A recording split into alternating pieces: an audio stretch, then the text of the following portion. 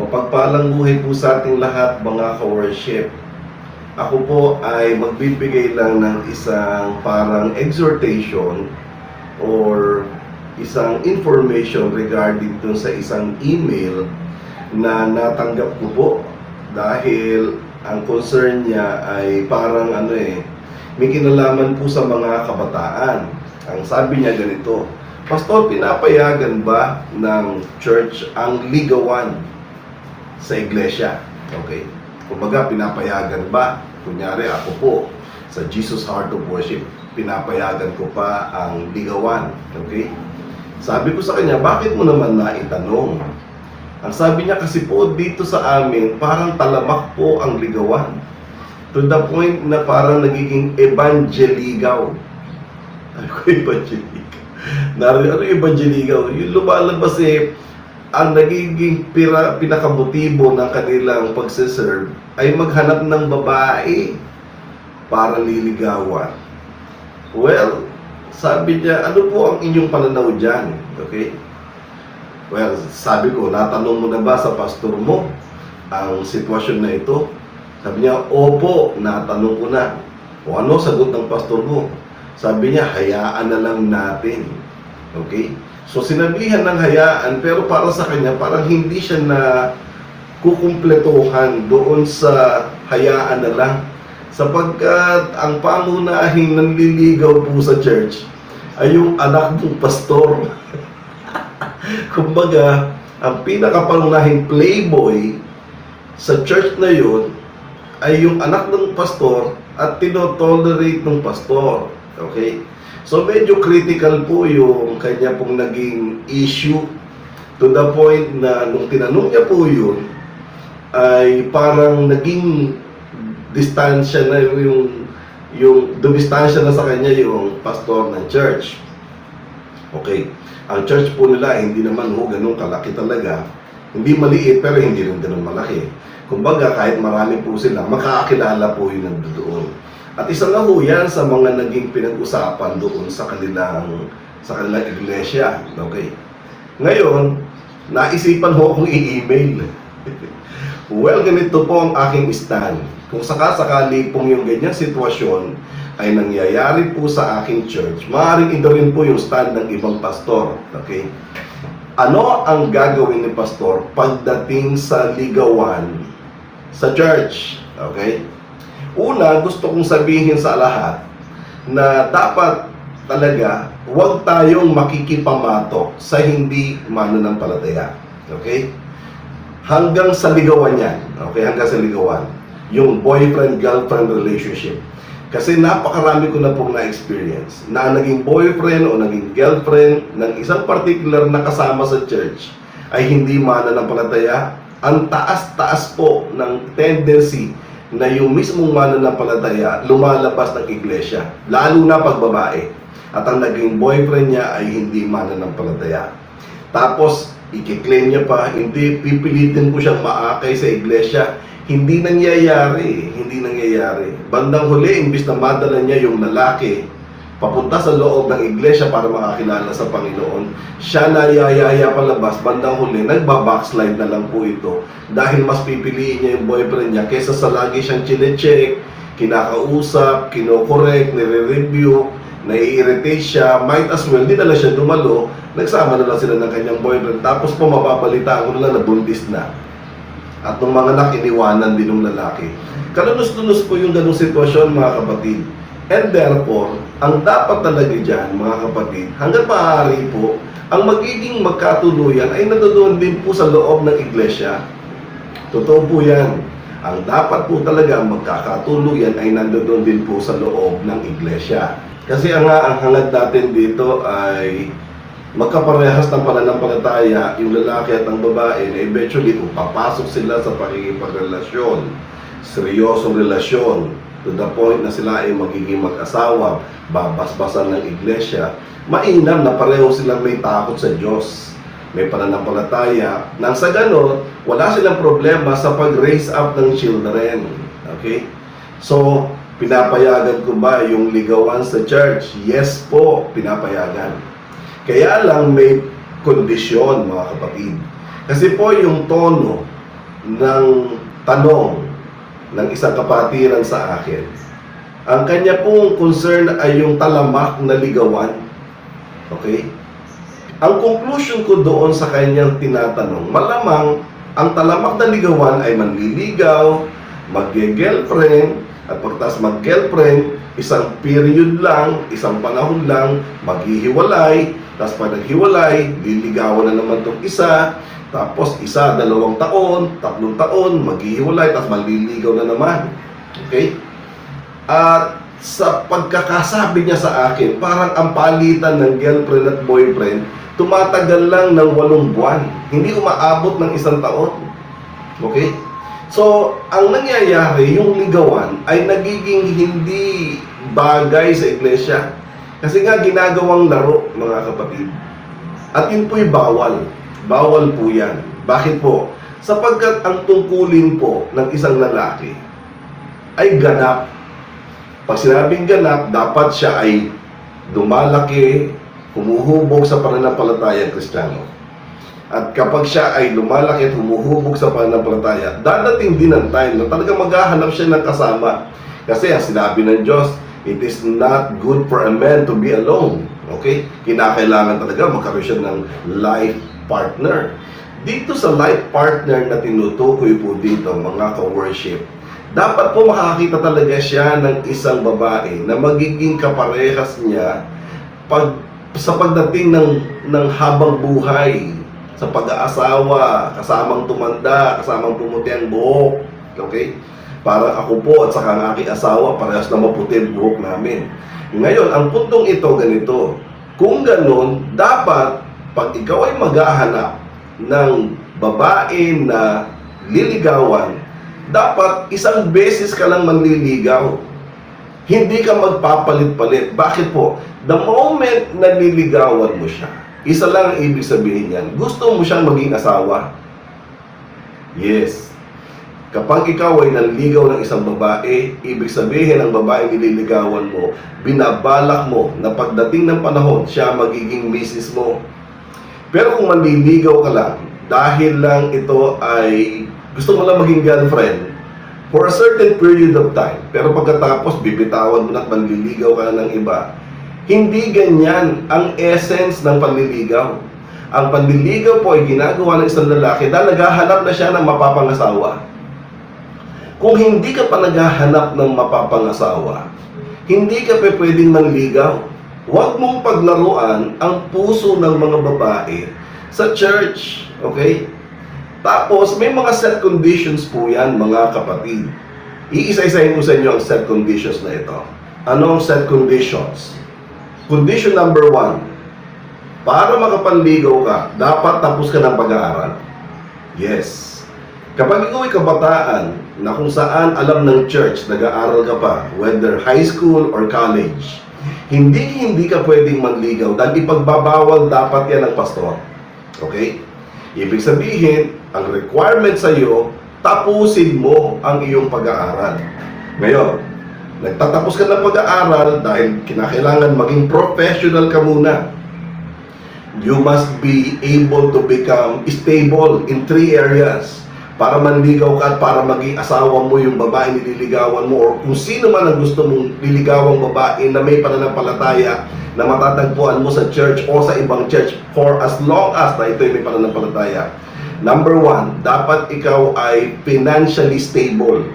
Okay? Ibig sabihin, ikaw ay may pera. Number 2, ikaw ay morally stable. Kumbaga, matured ka na sa lahat ng bagay. Hindi ka naisip bata. Okay? Hindi ka madaling mag-tantrum. Ibig sabihin, malawak na pangunawa mo. Morally stable.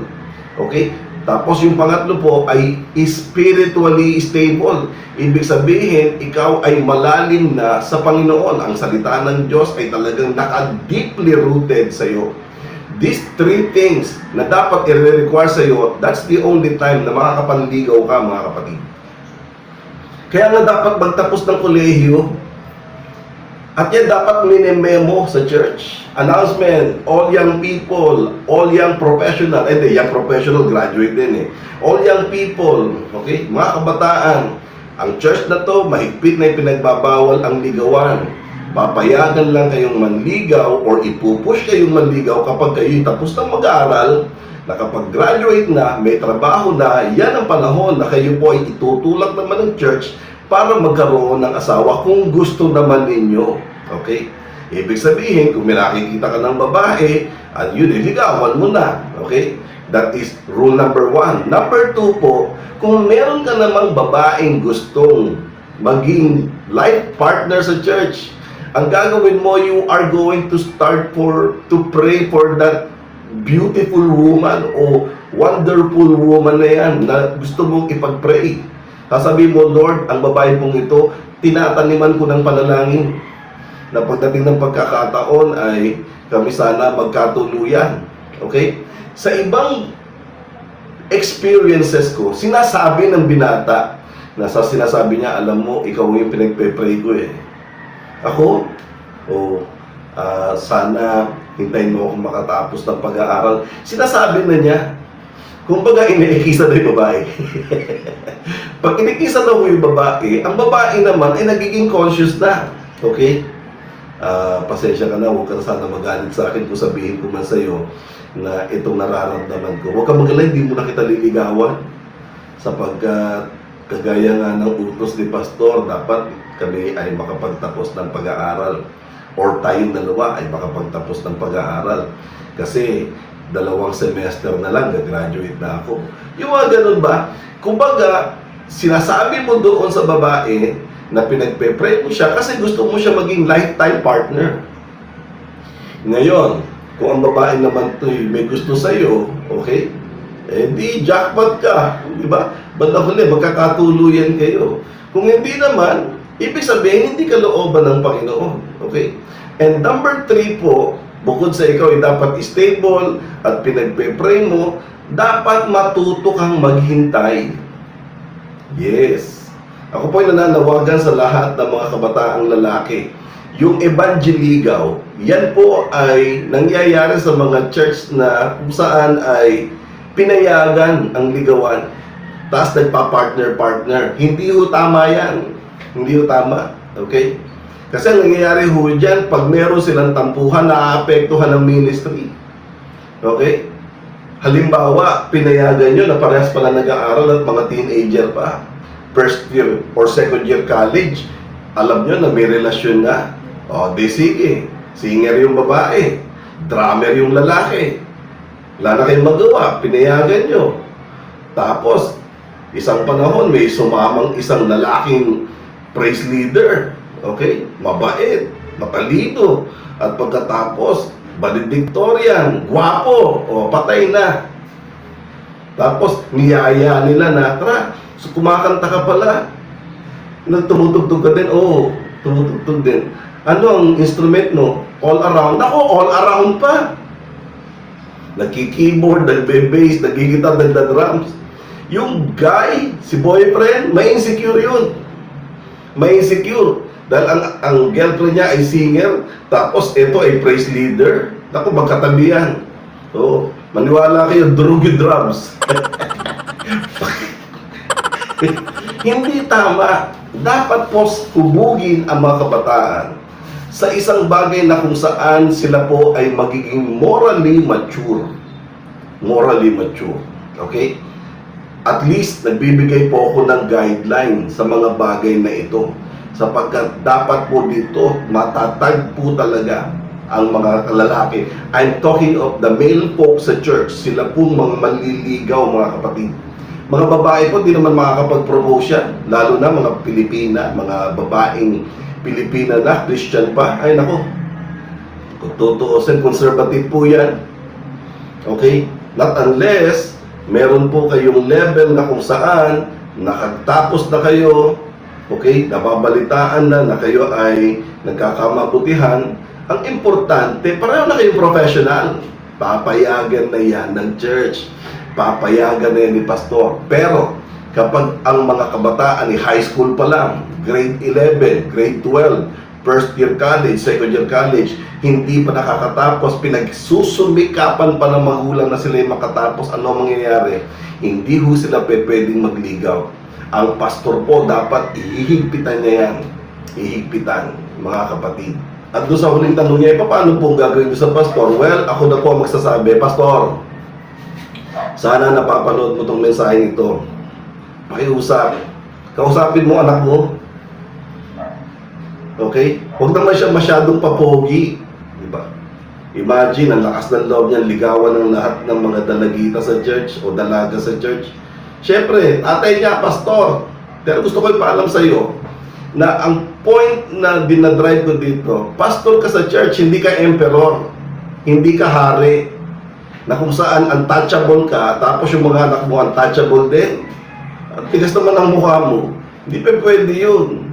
Dapat ikaw nga ang magseset ng example, lalong-lalo na sa mga anak mo, para sabihin mo mga anak mo, mga anak, kayo ay anak ng isang pastor. At dapat dito sa church na ito, kung ano sinasabi ko, yun ang paiiralin ninyo. Magtapos muna kayo ng pag-aaral. Okay? Hindi kagaya mo, turo mo yung anak mong lalaki nakakalimang girlfriend na sa church. Di ba? Kung kinakailangan siya i-disciplinary action at i-announce mo, Church, ang aking pong anak na to ay under DA. Okay? Under disciplinary action. Ang kanyang kasalanan, si Tricia, si Cynthia, si Mary, naging girlfriend. Ngayon, nililigawan pa si Catherine. Pag ginanyan nyo, pahiyain nyo. Pahiyain nyo. Okay? Huwag nyo ikonsinte ang pagiging babaero ng anak ninyo dahil ang church na hinuhubog niyo, most likely, dapat ang magmamana niyan, anak ninyo. Okay? Ngayon, doon sa panahon na siya po ay lumalago pa lang, ang kalokohan, kinukonsinti mo na, tuwan-tuwa ka pag nakakabilang siya ng maraming kababaihan na Christian pa sa church, hindi ka pastor. Hindi ka pastor. Ay nako, sa totoo lang, pag ganyan ang ginawa mo, tumigil ka na sa pagpapastor. Dahil walang kasalanan ng anak mo sa pagiging babaero niya, siya ay may problema dahil may tatay siyang konsentidor. Totoo yan. Mga kapatid, I hope kayo po ay napagpala ng mensahe ito na akin pong sinishare. Walang Bible verse, no? Well, ang sa akin po talaga, dapat magkaroon tayo ng kaayusan sa church. Na pag ang mga kabataan po ay nasa church, may role sila na ginagampanan. Hindi sila nandoon para manligaw. Nandoon sila para mag-practice. Nandoon sila para mag-ensayo.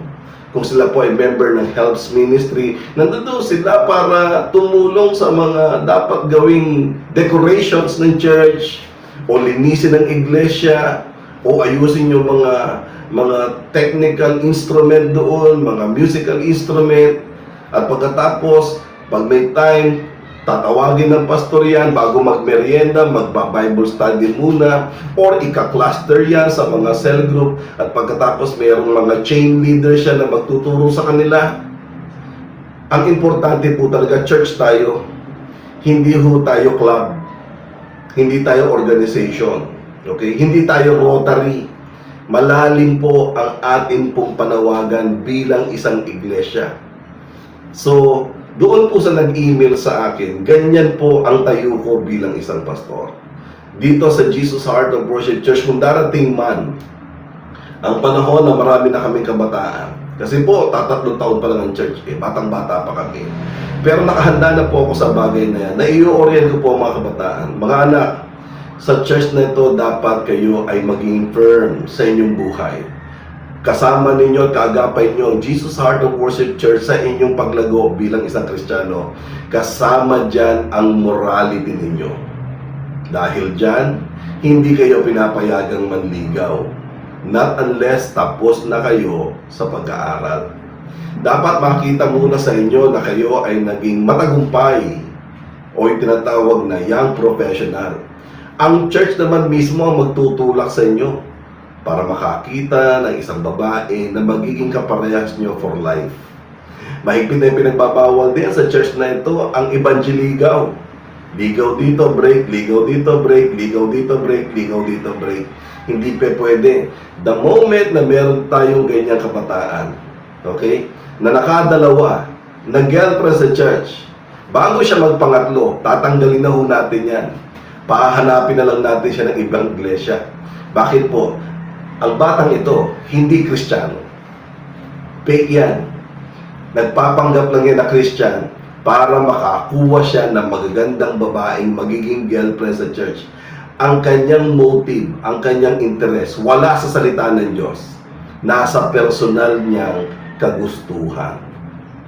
So yun lamang po, I hope kayo po ay napagpala ng mensaheng ito na akin pong naibahagi sa inyo. Bagamat ito po ay isang konsepto o idea lang, pero ganun pa man ang hangad ko po, tayo po ay magkaroon ng kaayusan sa iglesia. Mga pastor, huwag nyo itolerate ang mga anak ninyo.